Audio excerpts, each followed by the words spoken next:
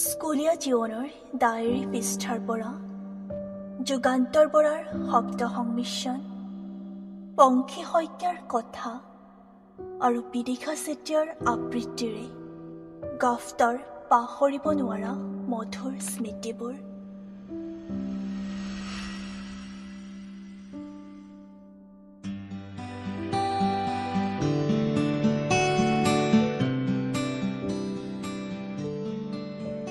এদিন বহু আশা নিৰাশাৰ মাজেৰে ঢাপলি মেলিছিলোঁ।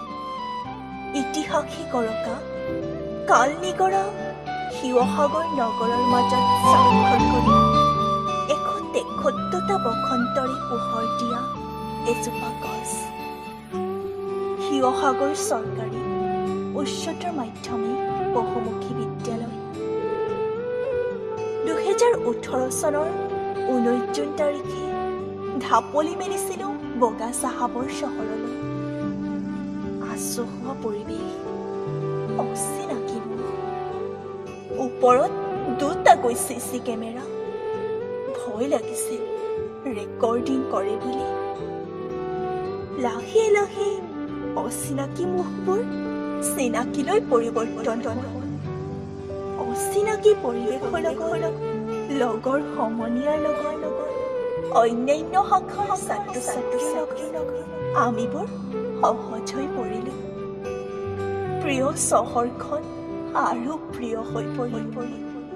প্ৰিয়বোৰৰ মাজতে সময়ৰ কোবাল সোঁতৰ মাজত শেষ হ'বৰ হ'ল দুটাকৈ বছৰ।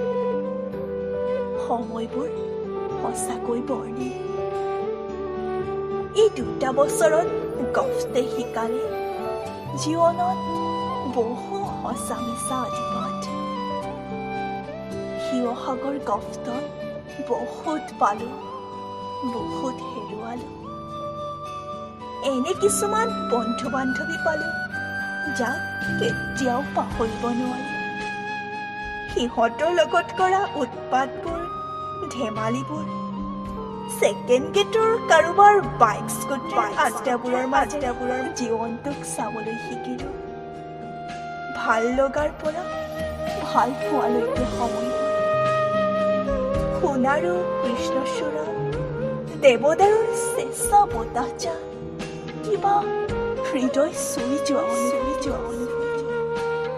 গফতৰ বহু হাজাৰ অভিজ্ঞতা।